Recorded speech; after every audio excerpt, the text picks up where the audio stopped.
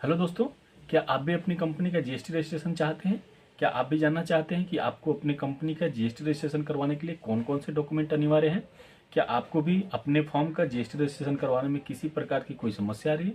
तो आप बिल्कुल निश्चिंत रहें, क्योंकि इस वीडियो में मैं आपको बताऊंगा आपके कंपनी का जीएसटी रजिस्ट्रेशन का पूरा सिंपल फॉर्मूला। मैं अजीत यादव एडवोकेट आपका अपने चैनल पर स्वागत करता हूं और आभार व्यक्त करता हूं कि आपने हमारे वीडियो को देखना शुरू कर दिया है और लगातार आपके रिस्पॉन्स आ रहे हैं। देखिए, जीएसटी रजिस्ट्रेशन के लिए बहुत ही नॉर्मल नॉमिनल डॉक्यूमेंट्स रिक्वायर्ड होते हैं। ये कोई स्पेसिफिक डॉक्यूमेंट नहीं है, मोस्टली डॉक्यूमेंट्स आपके पास ऑलरेडी अवेलेबल हैं, बस आपको जानना है कि कौन कौन से चाहिए।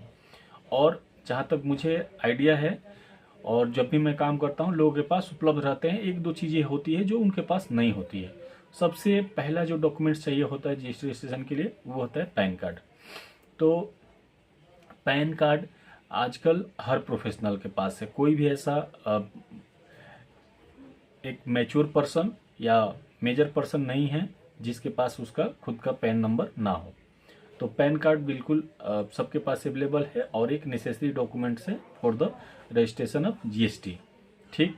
दूसरा, आधार कार्ड। आधार कार्ड एक पहचान पत्र है, वो सबका होना अनिवार्य है और सबके पास है भी। दो चीज़ आपका होगा। तीसरा चीज़ आपको चाहिए होता है जीएसटी रजिस्ट्रेशन के लिए, आपके कंपनी का नाम। आपका कंपनी किस नाम से है, आपकी जो फॉर्म होगी, जो संस्था होगी, वो किस नाम से ऑपरेट करेगी, ये नाम आपको बहुत ही रिक्वायर्ड होता है। तो आप जब भी किसी कंपनी का, किसी संस्था का, किसी फॉर्म का जीएसटी रजिस्ट्रेशन करवाना चाहते हैं तो उसका नाम आप सोच लीजिए और वही आप नाम जो आपका ड्राफ्ट होगा, मेमो होगा, उसमें आप लिख के दीजिएगा। चौथा जो होगा नेसेसरी डॉक्यूमेंट्स, वो होगा एड्रेस प्रूफ। एड्रेस प्रूफ में आपको प्रूव करना होता है। उसमें आपके, जैसे आपके अपना मकान है, किसी आपके अपने मकान में आपका ऑफिस चल रहा है, अपना कोई भी घर हुआ, तो उसका आपको एक प्रूफ देना होगा।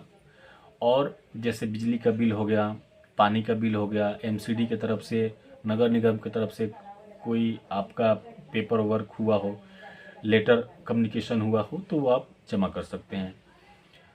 उसके अलावा बहुत मेरे पास ऐसे लोग आते हैं जो जिनका बिजनेस कहीं और है, रहते कहीं और है, लेकिन रजिस्ट्रेशन दिल्ली में करवाना चाहते हैं। तो आपको एक दिल्ली का आपको एड्रेस देना होता है। उसमें आपको सबसे इफेक्टिव है रेंट एग्रीमेंट। आप कंपनी में और अपने जीएसटी रजिस्ट्रेशन में जहाँ का भी नंबर एड्रेस देना चाहते हैं, उस एड्रेस का आपके मकान मालिक के साथ एक रेंट एग्रीमेंट होना चाहिए। अगर आपका वो रेंट एग्रीमेंट है तो एड्रेस प्रूफ में चल जाता है। और फाइनल जो आपको एक और पेपर चाहिए होता है, वो लोगों के पास होता है लेकिन कैरी करने में थोड़ा सा ध्यान नहीं देते हैं लोग। तो ये होता है आपका बैंकिंग प्रूफ। बैंकिंग प्रूफ में आपका एक account number, bank account verified होना चाहिए। उसके लिए आपको देना होता है कैंसल चेक। जिस कैंसल चेक का मतलब आप समझते ही हैं कि आप चेकबुक है उसमें से एक चेक को कैंसिल करके और वो आप अपने ड्राफ्ट में दे देंगे।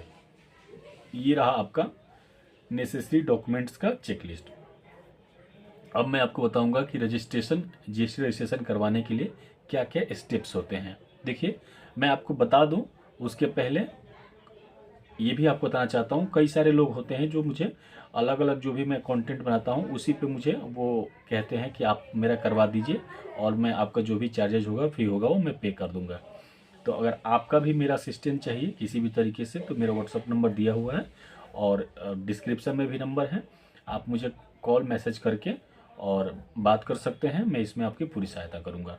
देखिए, सबसे पहले ज़रूरी होता है, जैसे मैंने आपको डॉक्यूमेंट्स की लिस्ट बताएं, पैन कार्ड, आधार कार्ड, उसके बाद से आपका कंपनी का नाम, कंपनी का एड्रेस और कैंसिल चेक हो गया। उसके बाद से अगर आप खुद से भी करना चाहें तो हो जाता है, थोड़ा प्रोसेस लेंदी होता है। इसमें आपको एक ड्राफ्ट बना के देना होता है कि इस तरीके से मैं जीएसटी रजिस्ट्रेशन करवाना चाहता हूँ।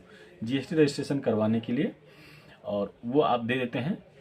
तो एक ऑनलाइन भी होता है, एक ऑफलाइन भी होता है। ऑफलाइन तरीका थोड़ा ज़्यादा इफेक्टिव होता है, ऑनलाइन में काफ़ी समय लगता है।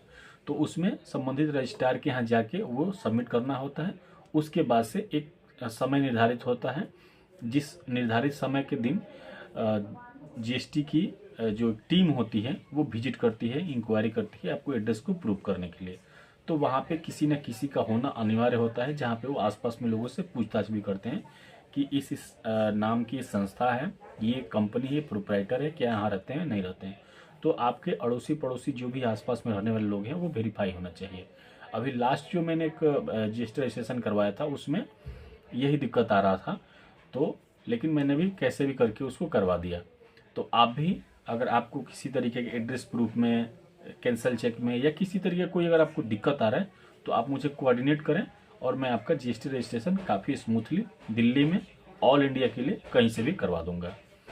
तो नेक्स्ट मैं बता रहा था कि जैसे आपका एड्रेस वेरीफाई हो जाता है उसके बाद से आपको कॉल आता है, और कभी आपको बुलाते हैं, कभी नहीं बुलाते हैं, और GST नंबर आपका बन के आपके ईमेल एड्रेस पे आ जाता है।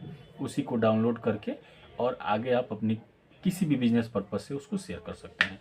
तो इस वीडियो में इतना ही, आशा है आप सभी को अच्छा लगेगा। और किसी भी तरीके की कोई आपकी इंक्वायरी हो, कोई जिज्ञासा हो तो आप कमेंट करके व्हाट्सएप में मेरा नंबर है उस पर मैसेज करके जरूर पूछ सकते हैं। वीडियो को लास्ट तक देखने के लिए धन्यवाद। आशा करते हैं ये कंटेंट आपको अच्छा लगा होगा। मिलते हैं नए वीडियो में, तब तक के लिए धन्यवाद। जय हिंद।